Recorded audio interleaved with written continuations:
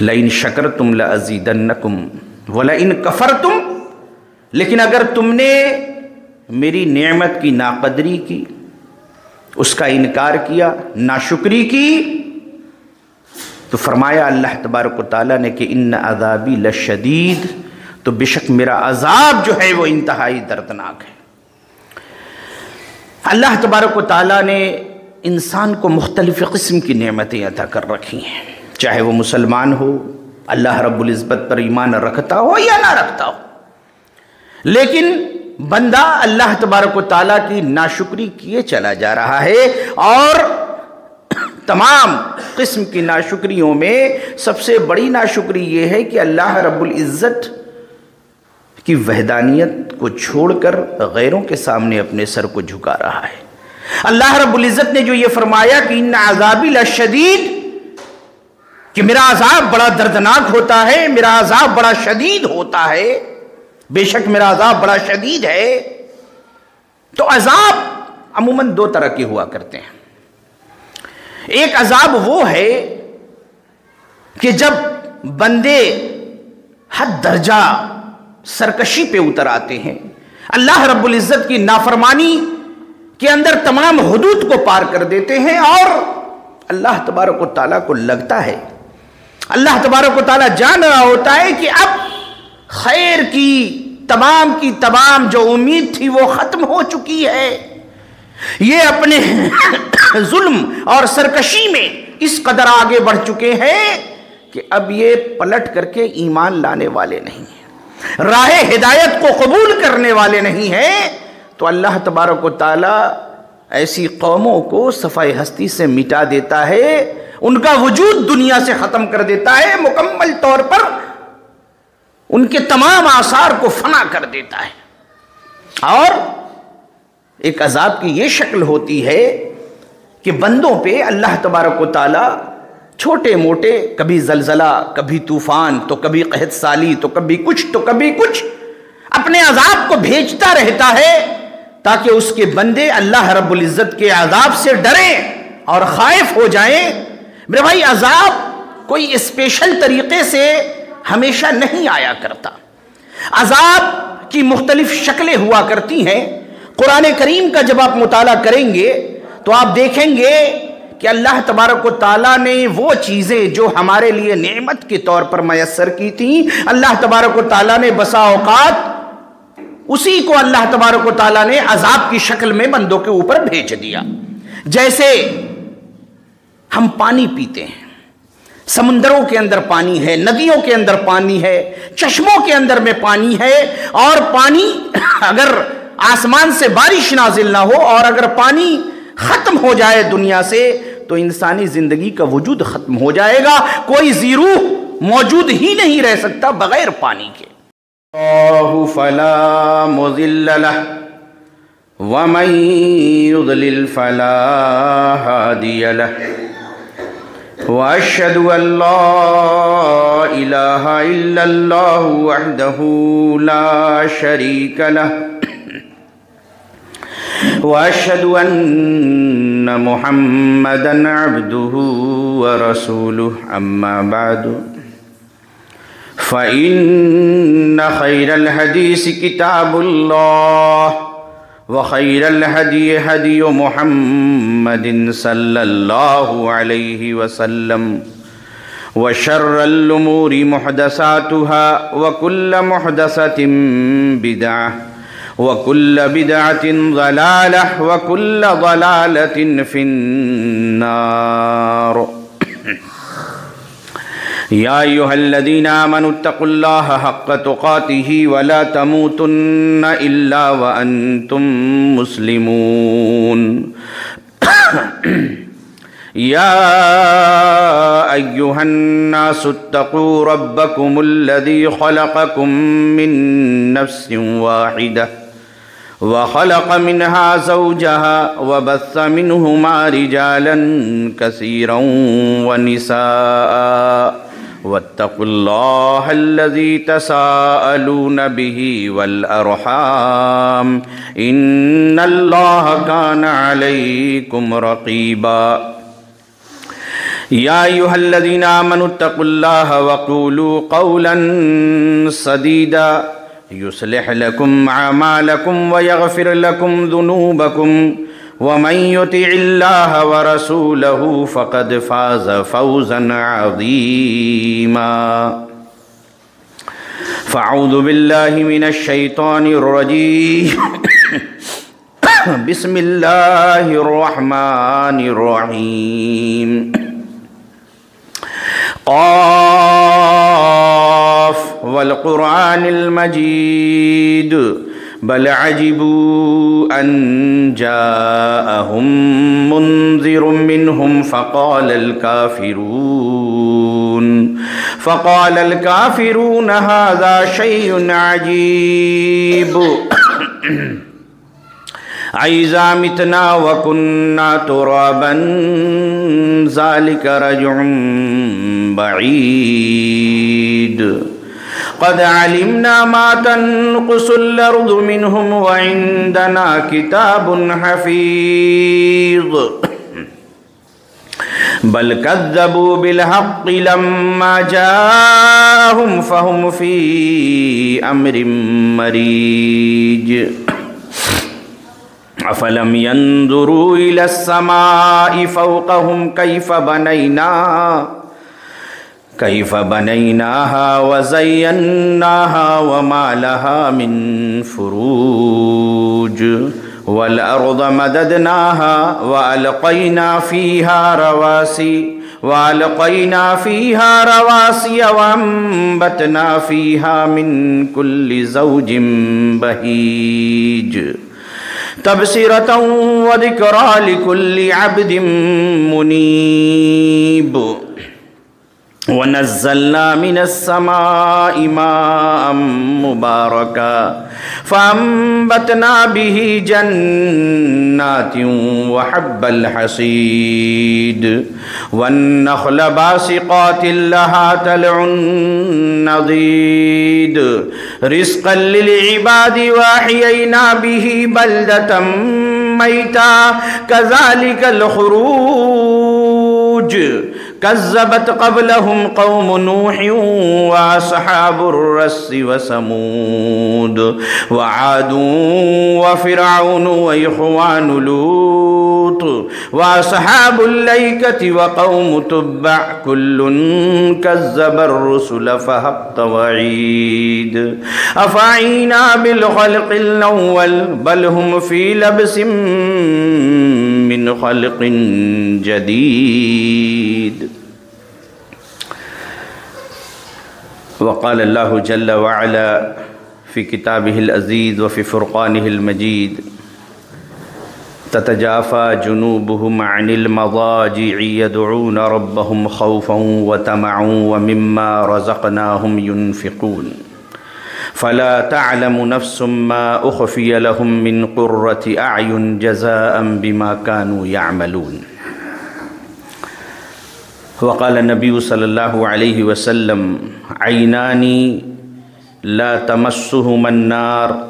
عين بكت من خشية الله وعين باتت تحرس في سبيل الله أو كما قال النبي صلى الله عليه وسلم تمام قسم کی تعریفات بڑائی بزرگی کبریائی تن تنہا اکیلے بلا شرکت غیرے اس اللہ رب العالمین کے لیے لائق و زیبا ہے جو ہم تمام انسانوں کا جنوں کا اور اس کائنات میں رہنے والی تمام مخلوقات کا خالق ہے مالک ہے پالنہار ہے کہ جس نے بغیر کسی سابقہ نمونے کے اس کائنات کو اور اس میں رہنے والی تمام مخلوقات کو وجود بخشا اور لاکھوں کروڑوں درود و سلام نازل ہوں ہمارے اور آپ کے آخری نبی حضرت محمد صلی اللہ علیہ وسلم پر کہ جن کے اس کائنات میں تشریف لانے سے کفر و شرک کی تاریکیاں چھٹ گئیں اور ہر چہار جانب توحید و ایمان کی کرنیں پھیل گئیں۔ معزز سامعین، اللہ رب العزت نے اپنی کتاب عزیز کے اندر یہ فرمایا ہے کہ وَلَئِن شَكَرْتُمْ لَأَزِيدَنَّكُمْ کہ اگر تم میرے شکر گزار بندہ بنو گے تو میں تمہارے اوپر اپنی نعمتوں کی زیادتی کر دوں گا، تمہیں ہر قسم کا امن و امان، اللہ رب العزت کی تمام قسم کی رحمتیں، اس کی شفقتیں، اور ہر ناحیے سے جو اللہ نے تمہیں نعمت عطا کر رکھی ہے اس کے اندر زیادتی اور اضافے کا اللہ تبارک و تعالیٰ نے تم سے وعدہ کیا ہے۔ لَإِن شَكَرْتُمْ لَأَزِيدَنَّكُمْ وَلَئِن كَفَرْتُمْ، لیکن اگر تم نے میری نعمت کی ناقدری کی، اس کا انکار کیا، ناشکری کی، تو فرمایا اللہ تبارک و تعالیٰ نے کہ ان عذابی لشدید، تو بے شک میرا عذاب جو ہے وہ انتہائی دردناک ہے۔ اللہ تبارک و تعالیٰ نے انسان کو مختلف قسم کی نعمتیں عطا کر رکھی ہیں، چاہے وہ مسلمان ہو، اللہ رب العزت پر ایمان رکھتا ہو یا نہ رکھتا ہو، لیکن بندہ اللہ تبارک و تعالیٰ کی ناشکری کیے چلا جا رہا ہے، اور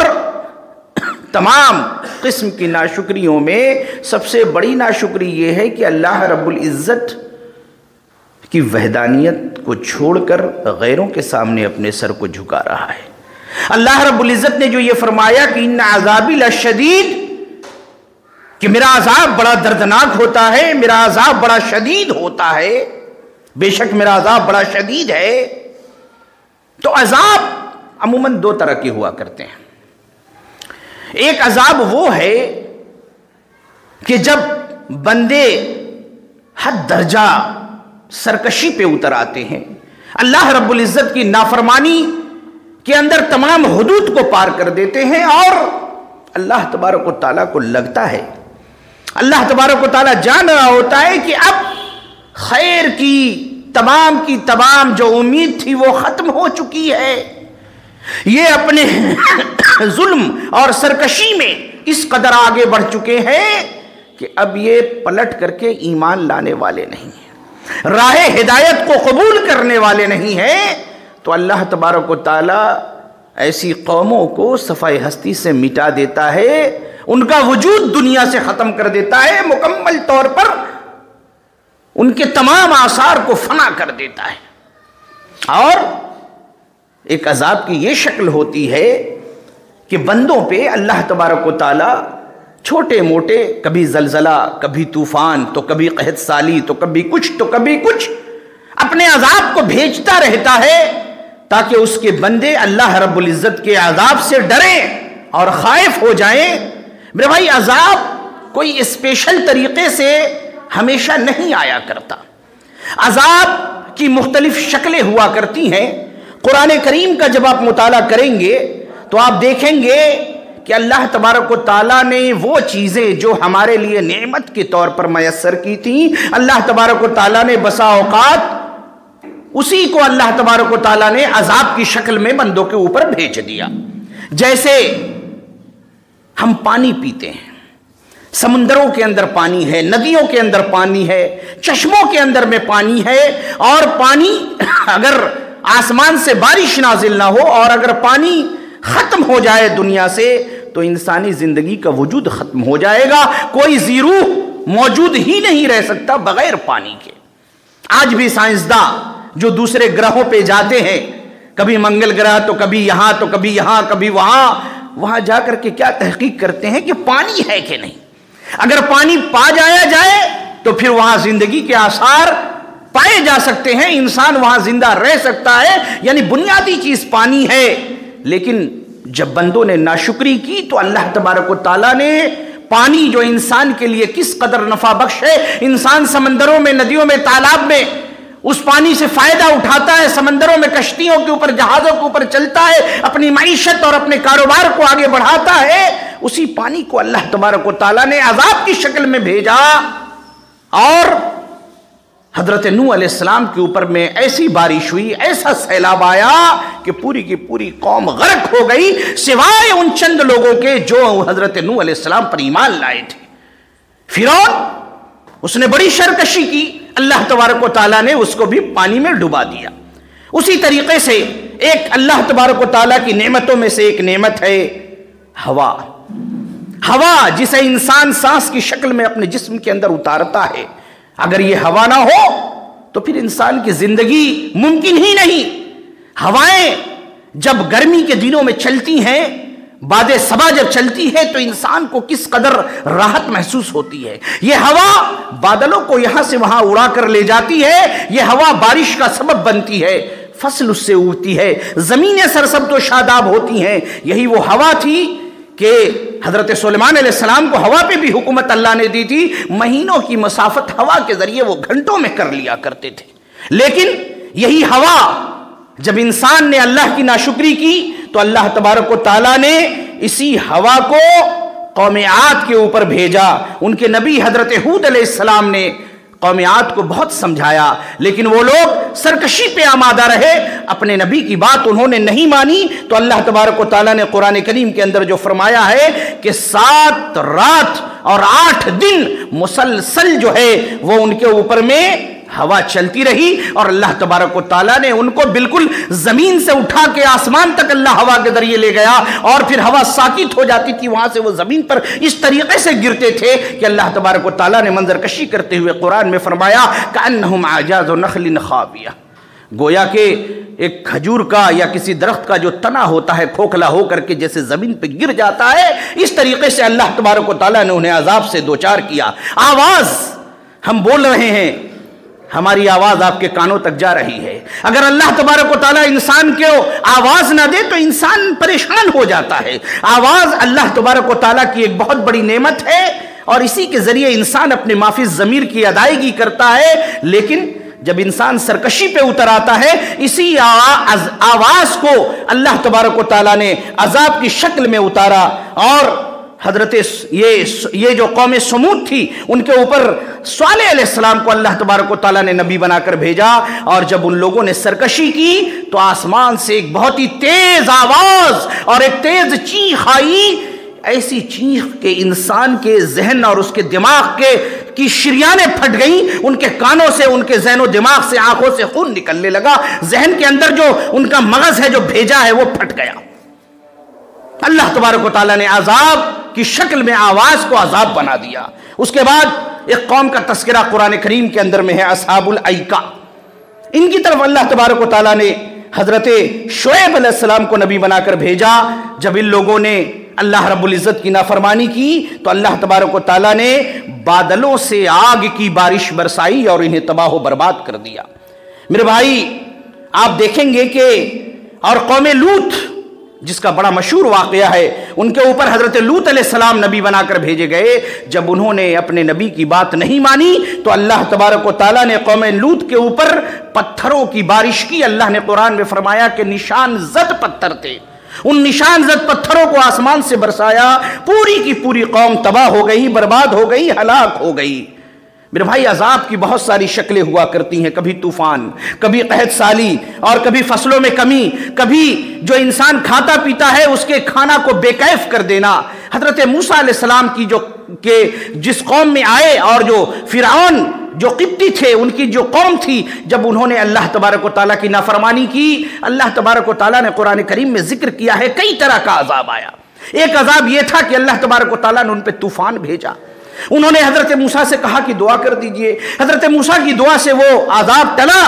پھر اپنی سرکشی پہ آ گئے، اللہ تبارک و تعالیٰ نے انہیں قحط سالی سے دوچار کر دیا، پھر بھی اپنی سرکشی پہ ڈٹے رہے، اللہ تبارک و تعالیٰ نے ان کے فصلوں کے اوپر میں ٹڈی بھیج دیے، ان کے پورے فصل کو برباد کر دیا۔ پھر حضرت موسیٰ کی دعا سے وہ عذاب ختم ہوا، پھر اپنی سرکشی پہ جب وہ آمادہ ہو گئے، اللہ تبارک و تعالیٰ نے ان کے غلوں کے اندر میں گھن لگا دیا۔ وہ جب فصل کو کاٹ کر کے لاتے تھے اپنے کوٹھیوں میں، اپنے بوریوں کے اندر، اپنے غلہ خانوں کے اندر میں جب غلے کو رکھتے تھے تو اس میں گھن لگ جاتا تھا۔ پھر حضرت موسیٰ علیہ السلام کی دعا سے جب یہ عذاب ختم ہوا، پھر اپنی سرکشی پہ جب آ گئے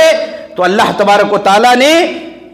ان کے اوپر ایک ایسا عذاب نازل کیا کہ موذی جانوروں کی کثرت ہو گئی۔ موذی جانوروں کی کثرت،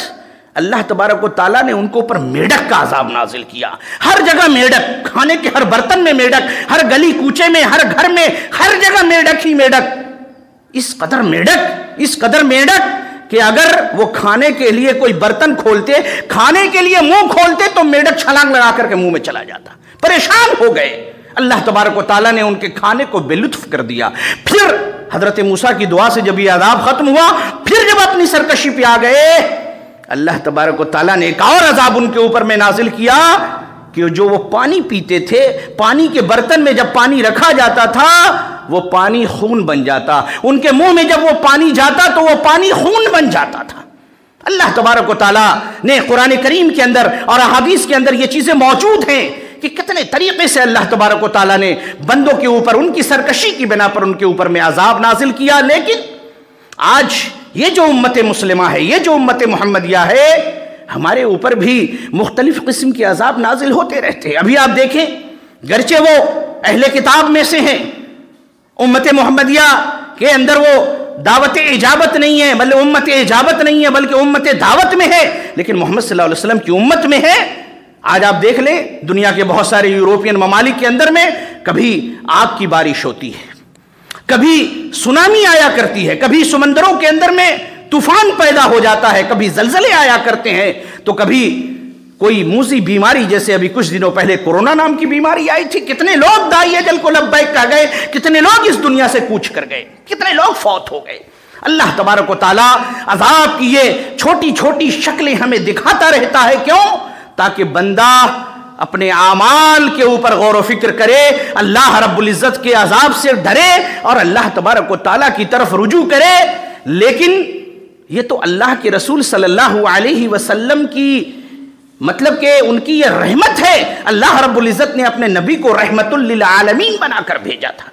آپ دیکھیں، ایک قوم ناپ تول میں کمی کرتی ہے، اللہ اس کو تباہ کر دیتا ہے۔ ایک قوم لواطت جیسا گناہ کرتی ہے، مردوں کے پاس جاتی ہے گناہ کرنے کے لیے، اپنی نفسانی خواہشات کی تکمیل کے لیے، اللہ اس کو فنا کر دیتا ہے۔ چھوٹی چھوٹی یا کچھ ایسے گناہ کے جن کے اوپر وہ مصر تھے، اللہ نے کسی قوم کو بندر بنا دیا، کسی کے چہرے کو مسخ کر دیا، کسی کو الگ شکل میں بنا دیا، کسی کو زمین میں دھسا دیا۔ حضرت موسیٰ کے اندر ہی، قوم کے اندر ہی ایک شخص تھا جس کا نام تھا قارون، اللہ نے اس کو بہت دولت دی تھی، اللہ نے اس کے خزانے سمیت اس کو زمین میں دھسا دیا۔ تو کیا ہم جو ان دیگر جتنی قومیں ہیں جن کو اللہ نے صفائے ہستی سے مٹا دیا، برباد کر دیا، جن کا ابھی ذکر ہوا، ان قوموں کے جو جو گناہ تھے، جو جو جرائم تھے، وہ سارے جرائم آج امت محمدیہ میں موجود ہیں۔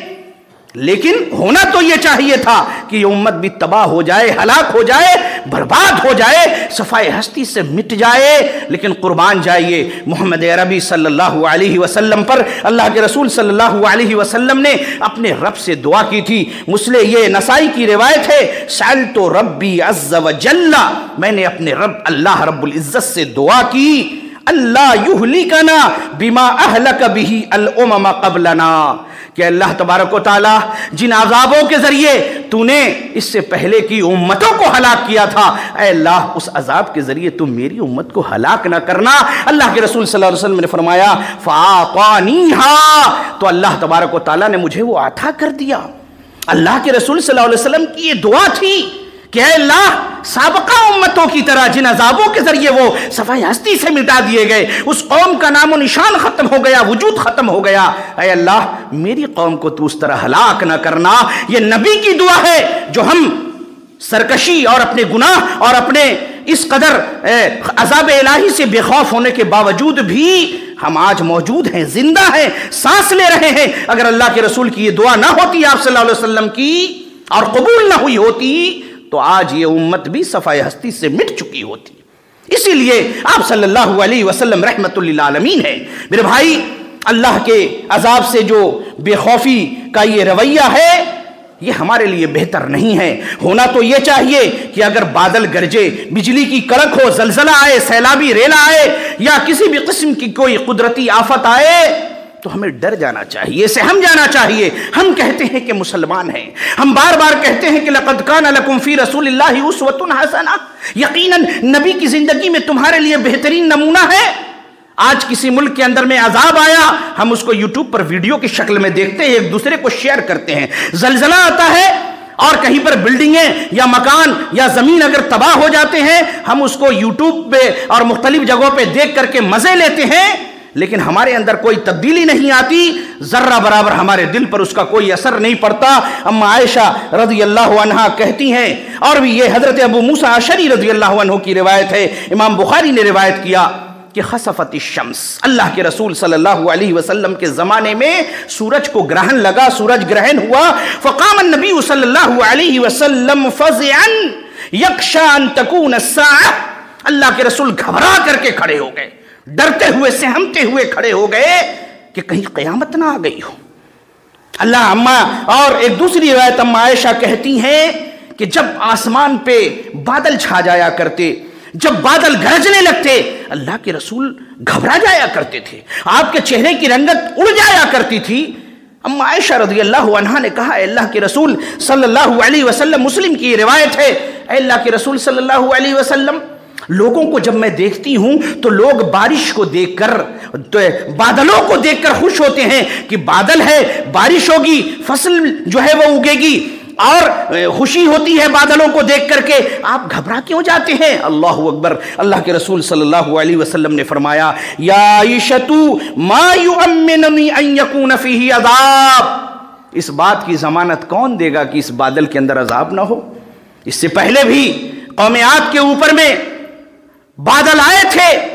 اور ان لوگوں نے کہا تھا یہ تو رحمت کی بارش ہے، لیکن وہی بادل اور وہی ہوا ان کی ہلاکت کا سبب بن گیا۔ تو اللہ کے رسول صلی اللہ علیہ وسلم بادلوں کو دیکھتے تھے، بجلی کی کڑک کو دیکھتے تھے، سورج گرہن کو دیکھتے تھے، چاند گرہن کو دیکھتے تھے، آپ سہم جاتے تھے، آپ ڈر جاتے تھے کہ کہیں عذاب، کہیں قیامت تو نہیں آنے والی ہے، کہیں اللہ کا کوئی عذاب تو نہیں آنے والا ہے، کہیں میری امت تو نہیں ہلاک ہونے والی ہے۔ لیکن ہم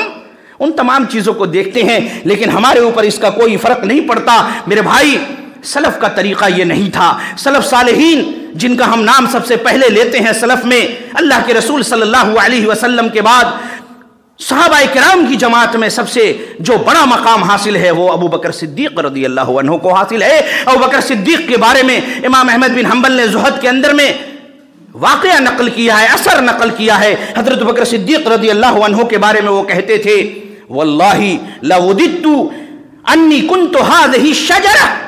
اللہ کی قسم میری دلی تمنا یہ ہے کہ میں اس درخت کی طرح ہوتا، تو کلو و توزد، کہ جسے کاٹا جاتا کھایا جاتا۔ اللہ اکبر، میری حیثیت انسان کی نہ ہوتی۔ حضرت عمر فاروق رضی اللہ عنہ زمین سے ایک تنکا اٹھا لیتے، کہتے کہ اے کاش میں یہ تنکا ہوتا کہ نہ مجھ سے کوئی سوال ہوتا نہ کوئی جواب ہوتا۔ یہ ہمارے سلف کا طریقہ تھا۔ حضرت علی رضی اللہ عنہ اپنے کپڑے میں پیبند لگایا کرتے تھے۔ کسی نے پوچھا کہ لما ترقع قمیصک، آپ اپنے قمیص میں اتنا پیبند کیوں لگاتے ہیں، پھٹے پرانے کپڑے کیوں پہنتے ہیں؟ کہا کہ اس سے دل کے اندر نرمی پیدا ہوتی ہے اور اللہ رب العزت کی اطاعت کا جذبہ پیدا ہوتا ہے۔ اما عائشہ کہتی ہیں، وددت انی کنت نسیا منسیا، میری یہ خواہش ہے کہ میں بھولی بسری ہوتی، میرا کوئی تذکرہ نہ ہوتا۔ حضرت نوح علیہ السلام کے بارے میں مفسرین نے لکھا ہے کہ ان کا نام نوح کیوں پڑا؟ کیونکہ بہت زیادہ نوحہ کرتے تھے، نوحہ مراد گریہ زاری کرتے تھے، بہت زیادہ وہ رویا کرتے تھے۔ اور حضرت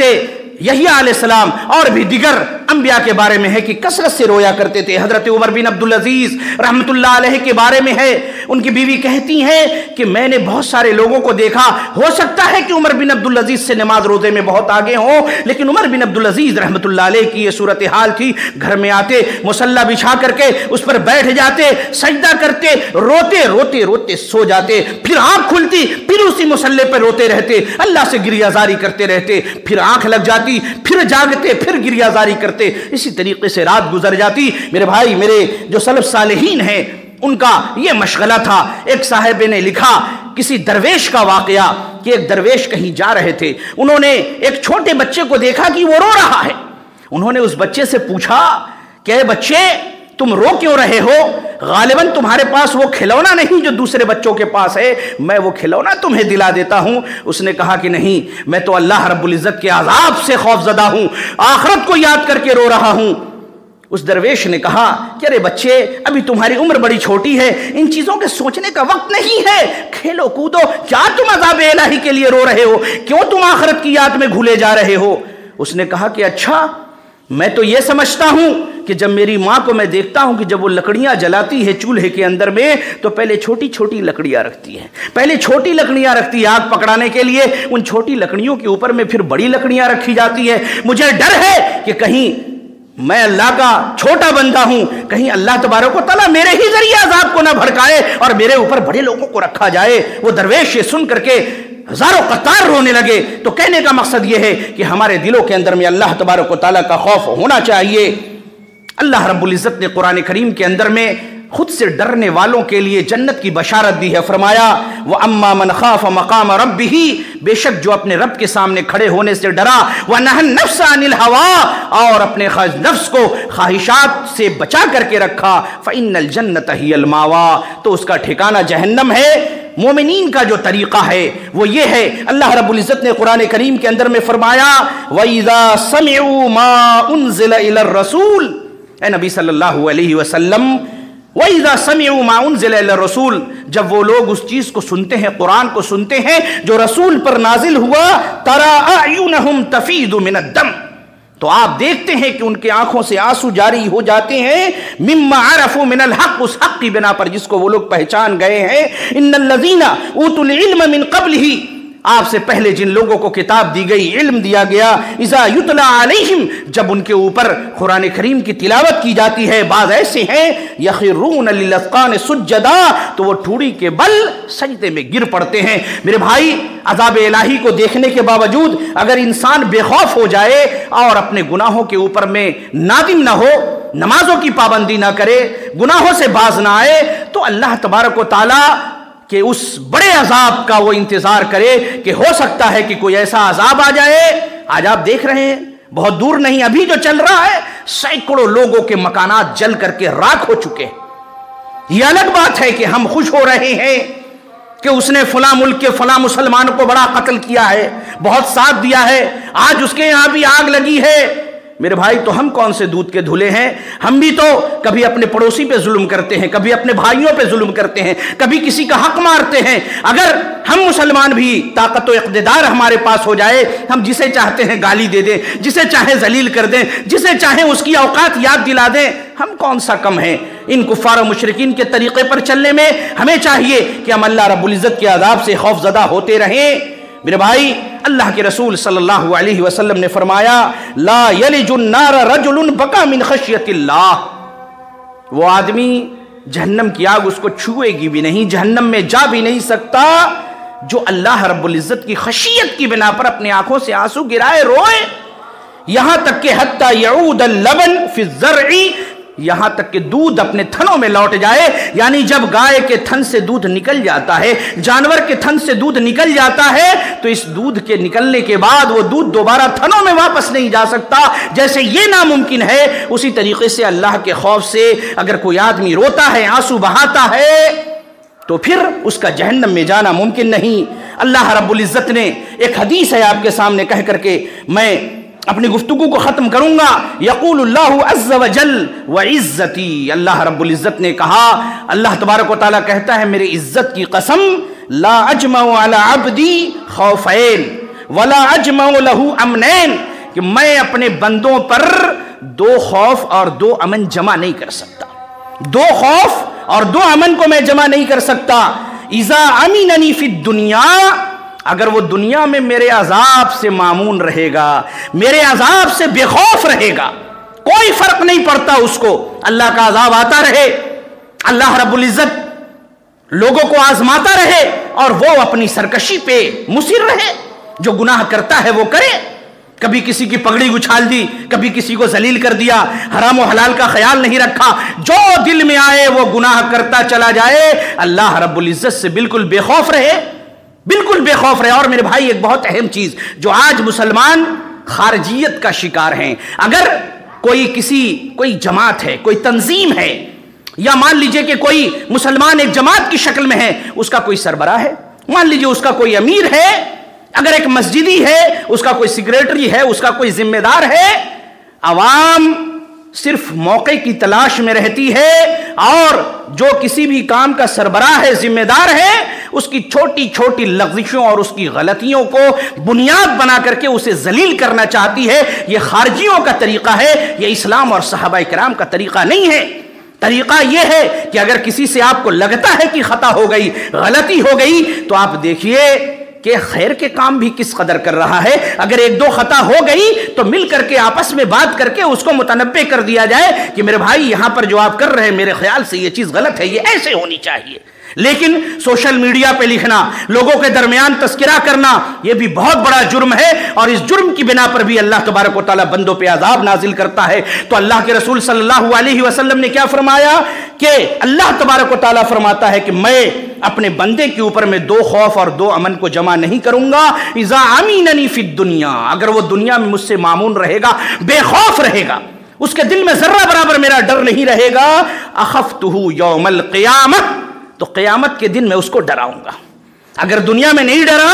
تو قیامت کے دن ڈراؤں گا. اور فرمایا وَإِذَا خَافَنِي فِي الدُّنْيَا, لیکن اگر دنیا میں مجھ سے ڈرتا رہا, دنیا میں مجھ سے ڈر کر کے اللہ اور اس کے رسول کے طریقے پہ چلتا رہا, نمازوں کو پڑھتا رہا, زکوٰۃ دیتا رہا, صدقہ خیرات کرتا رہا, اللہ نے استطاعت دی تو حج کرتا رہا, چغلی سے اپنے آپ کو بچاتا رہا, غیبت سے بچاتا رہا, حلال و حرام کا اس نے خیال رکھا, لوگوں کے حقوق نہیں مارے, اگر بہنیں ہیں ان کا وراثت میں حق دیا, اگر کوئی بھائی ہے تو اس کا حق نہیں مارا, یہ نہیں کہ اس کی پراپرٹی اپنے نام کر لی, اگر طاقتور نے کمزوروں کے اوپر ظلم نہیں کیا بلکہ ان کو ان کا حق دیا, تو اللہ رب العزت فرما رہا ہے وَإِذَا خَافَنِي فِي الدُّنْيَا, اگر دنیا میں مجھ سے ڈر کر کے رہا, أَمَّنْتُهُ يَوْمَ الْقِيَامَةِ, تو میں قیامت کے دن اس کو امن عطا کروں گا, قیامت کے دن اسے مجھ سے ڈر نہ ہوگا. اللہ اکبر. دنیا میں جو اللہ سے ڈرے گا, قیامت کے دن اللہ تبارک و تعالیٰ اسے مامون کر دے گا, اسے اس دن اللہ کے عذاب کا خوف نہیں ہوگا. اور جو دنیا کے اندر میں اللہ رب العزت کے عذاب سے بے خوف ہوگا, اللہ رب العزت نے فرمایا قیامت کے دن میں اس پر خوف مسلط کر دوں گا. اللہ رب العزت سے ہم دعا گو ہیں کہ اللہ تبارک و تعالیٰ ہمیں اپنے رب العالمین کے سے خوف کھانے اور اس کے عذاب سے ہمیں ڈرنے کی توفیق عنایت فرمائے. اور خاص طور پر جو ہم دیکھتے ہیں کہ کبھی کوئی بیماری ہے, کبھی کوئی زلزلہ ہے, اور میں نے جو ذکر کیا عذاب الہی کی بہت ساری شکلیں ہوتی ہیں, برکت کا اٹھ جانا. آج ہم میں سے جتنے بھی لوگ ہیں جو بھی کاروبار کرتے ہیں, کماتے ہیں, کسی کی تنخواہ چاہے 5,000 ہو, 10,000 ہو, 8,000 ہو, 20,000 ہو, 50,000 ہو, 1 لاکھ ہو, ہر آدمی پریشان ہے. کہتا ہے کہ پیسہ ادھر سے آتا ہے ادھر چلا جاتا ہے, گھر میں بیماریاں ہیں, بچے بیمار ہیں, طرح طرح کے موذی بیماریوں کا وہ شکار ہے. میرے بھائی یہ بھی اللہ رب العزت کے عذاب کی ایک شکل ہے کہ اللہ تبارک و تعالیٰ نے اس کے مال سے برکت نکال دی ہے. برکت نہیں ہے, کماتا بہت ہے لیکن مال میں خیر و برکت نہیں ہے, پیسہ ادھر سے آیا ادھر نکل گیا, مختلف قسم کی دنیا کی پریشانیوں میں مبتلا ہے. یہ بھی اللہ کا عذاب ہے. اگر اللہ تبارک و تعالیٰ اس کے کسی ایسے آدمی کو اس پر مسلط کر دیتا ہے جو ہمیشہ اس سے لڑائی کرتا ہے, جھگڑا کرتا ہے, اس کو ٹینشن دیتا رہتا ہے, یہ بھی اللہ کا ایک عذاب ہے. تو ہمیں یہ نہیں سمجھنا چاہیے کہ عذاب کا مطلب کہ آسمان سے پتھر کی بارش ہوگی, آسمان سے آگ برسے گی, زمین پھٹ جائے گی, زلزلے آئیں گے, قحط سالی ہوگی, صرف یہی عذاب ہے. نہیں میرے بھائی, عذاب کی کئی شکلیں ہیں. اللہ تبارک و تعالیٰ نے کھانے کو بے لطف کر دیا لوگوں کے لیے, یہ بھی تو عذاب ہے. دنیا کی بہت ساری نعمتیں ہیں, آپ کو شوگر ہو گیا تو کولیسٹرول بڑھ گیا تو فلاں ہو گیا, ڈھکا ہو گیا, آپ اللہ کی نعمتیں سامنے کھا ہی نہیں سکتے. اللہ تبارک و تعالیٰ کا یہ عذاب ہے. ہمیں یہ چاہیے کہ ہم اللہ تبارک و تعالیٰ کے عذاب سے ڈریں, خوف کھائیں, کیونکہ اللہ تبارک و تعالیٰ کے عذاب سے اگر ہم نے خوف نہیں کھایا تو یہ عذاب اگر بڑی شکل میں آ گیا اور پوری کی پوری امت کی پوری امت تو ہلاک نہیں ہو سکتی, لیکن جہاں جہاں عذاب آیا کرتا ہے, جو چھوٹے چھوٹے اللہ تبارک و تعالیٰ عذاب کے مظاہرے کر کے اپنے بندوں کو ڈراتا ہے, کہیں ہم اس کے لپیٹے میں نہ آ جائیں. اور جب کوئی انسان ظلم و جور سے کام لیتا ہے, یہ بھی ایک عذاب ہے کہ اللہ تبارک و تعالیٰ اس پر ظالم و جابر حکمراں کو مسلط کر دیتا ہے. آج ہم جو روتے ہیں کہ فلاں شخص ہم پہ بڑا ظلم کر رہا ہے, یہ اللہ کا عذاب ہے جو اللہ تبارک و تعالیٰ نے ہمارے اوپر ایسے لوگوں کو مسلط کر دیا ہے جو ہم پر رحم نہیں کرنا چاہتے. ہمیں یہ چاہیے کہ ہم اللہ رب العزت کی بارگاہ میں رجوع کریں, اللہ کے عذاب سے ڈریں, اور جتنی بھی یہ قدرتی آفات ہیں ان کو دیکھ کر کے عبرت حاصل کریں, بے خوف نہ ہو جائیں, مسجدوں میں آئیں. اور سب سے بڑی چیز جو اللہ سے ڈرنے کی علامت ہے کہ مسجدوں کا بھرا ہوا رہنا. مسلمانوں کی آبادی ہو, مسجدیں خالی ہو, تو اس قوم کو اللہ تبارک و تعالیٰ یوں ہی چھوڑ دیتا ہے, وہ جہاں چاہے مرے, جو چاہے اس پر مسلط ہو, اللہ رب العزت اس سے اپنی رحمت کی گارنٹی ہٹا لیتا ہے. اللہ تبارک و تعالیٰ سے ہم دعا گو ہیں کہ اللہ تبارک و تعالیٰ ہمیں اپنے عذاب سے ڈرنے اور اپنے نبی کریم صلی اللہ علیہ وسلم کی سنتوں پہ عمل کرنے، مسجدوں کو آباد کرنے، برائیوں کو چھوڑنے، نیکیوں پر عمل کرنے کی اللہ ہمیں توفیق عنایت فرمائے۔ اقول قولی ھذا واستغفر اللہ لی ولکم ولسائر المسلمین آمین، وآخر دعوانا ان الحمد للہ رب العالمین۔